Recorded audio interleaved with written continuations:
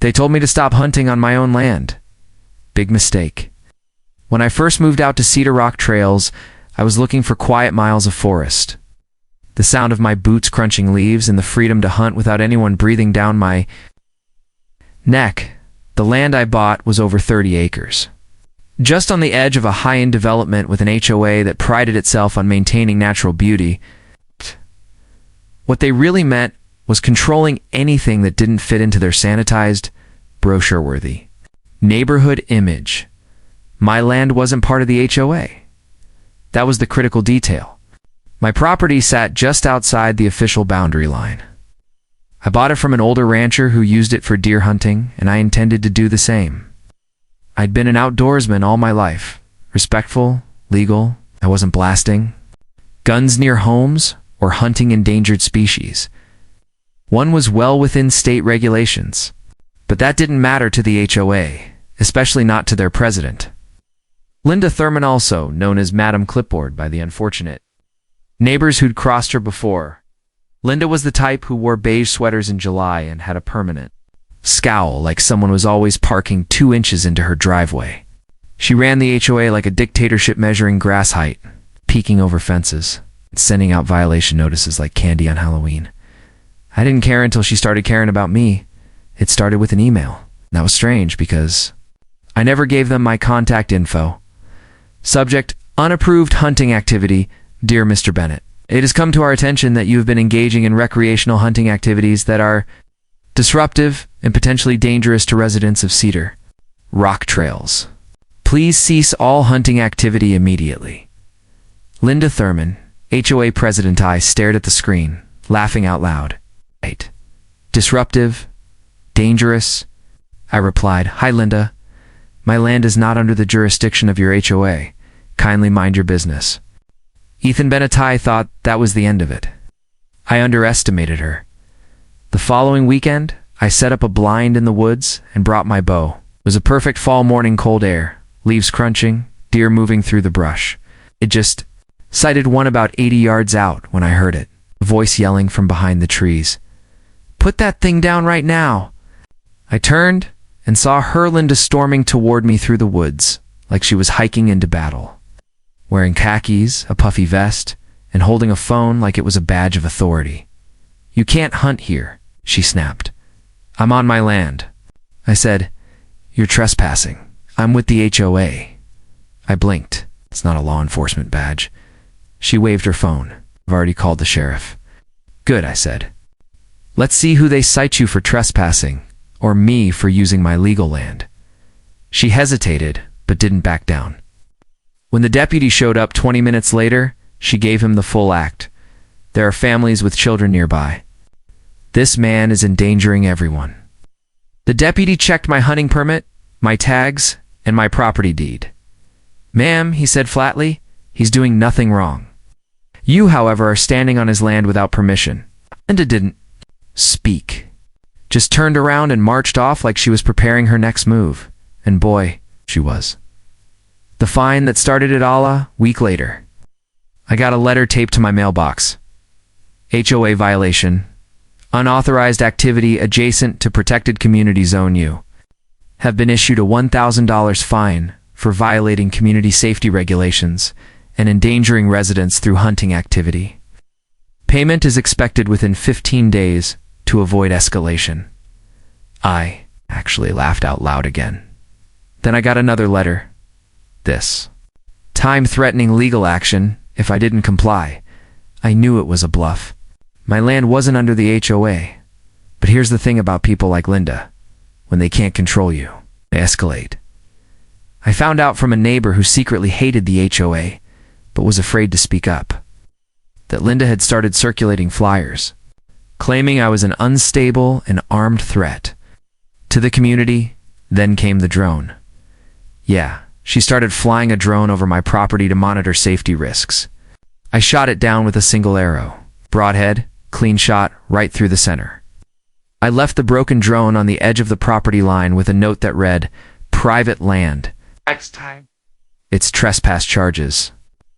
That's when I decided I was done playing defense. Because you see, Behind my land, just beyond my back ridge, was about 10 acres of wilderness the HOA had been using as a community hiking trail. It was unofficial, mostly just a worn path through the woods, but the neighborhood had been treating it like public land for years. Thing was, it wasn't public. I checked the county records. That trail land was for sale.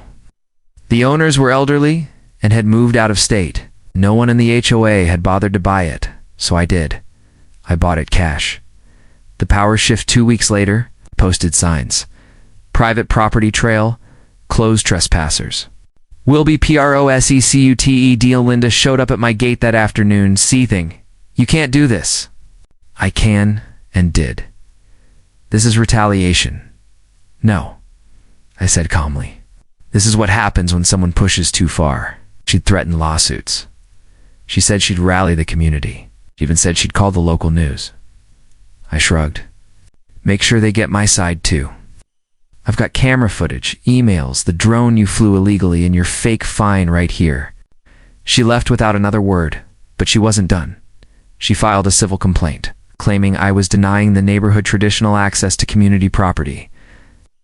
I countered with a trespassing complaint and attached the video evidence. Then, something unexpected happened. Other neighbors started thanking me. People I'd never spoken to before, young couples. Retirees, even a mom with 2 kids, started knocking on my door and quietly saying, "We've been waiting for someone too." Stand up to her. Apparently I wasn't the only one she'd tried to control.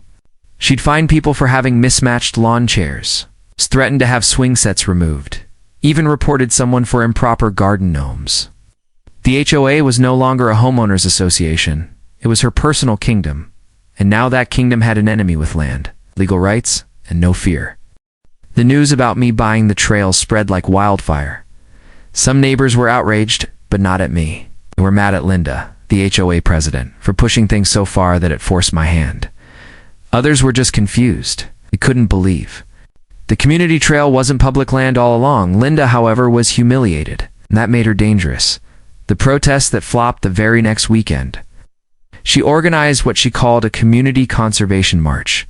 It was a fancy way of saying, let's storm Ethan's land and guilt trip him into giving it back. She sent flyers around the neighborhood with bold letters, "Save our trail, protect community access." Saturday morning came, and a small crowd gathered at the edge of the newly fenced trail entrance. Mostly her close friends from the board, maybe 15 people total. She brought signs. One read, "Stop land lockdown." Another, "HOA rights matter." I stayed out of sight, watching from my porch with a hot cup of coffee and my trail cameras rolling. Then, Linda tried to lead the group onto my land. Big mistake. The moment her foot crossed the line, two deputies, the same ones I'd spoken with earlier, pulled up in their cruiser.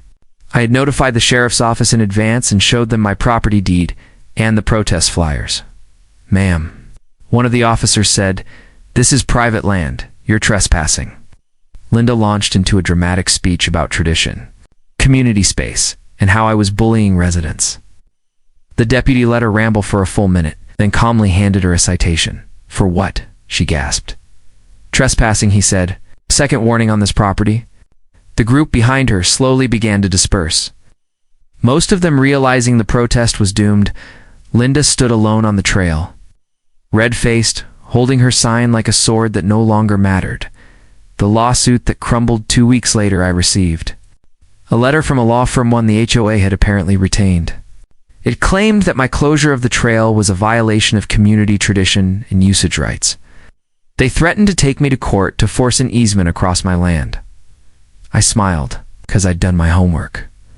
My response? A 29-page evidence packet compiled by my lawyer, including county records proving the land was privately owned with no easement drawn, footage and security cam videos showing multiple trespassing incidents, email, records from Linda harassing me sworn, affidavit from the previous landowner stating he had never allowed public access to the trail. I even attached photos of old HOA newsletters.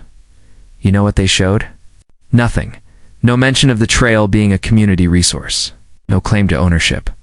Just hiking group meets with vague directions like follow the tree line. It was all informal and undocumented, exactly what I needed. Linda folded fast. Lawsuit never even made it past initial court review. Hugh's lawyer withdrew. I never heard from them again. The final blow, a month later. I posted a wooden sign at the trail's former entrance. Trail closed permanent Luprive land, nitrogen monoxide, TRS, PASSI, D underneath. In smaller letters, respect boundaries, or lose more than access. I thought that would be the end of it, but karma wasn't done with Linda yet.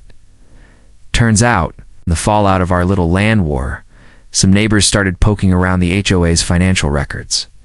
They discovered that Linda had been using HOA funds too, to pay for printing flyers for her own landscaping company, host HOA events that were actually private birthday parties. Get this, by supplies for trail maintenance on land the HOA didn't even owe, and she had no receipts, no votes, no transparency.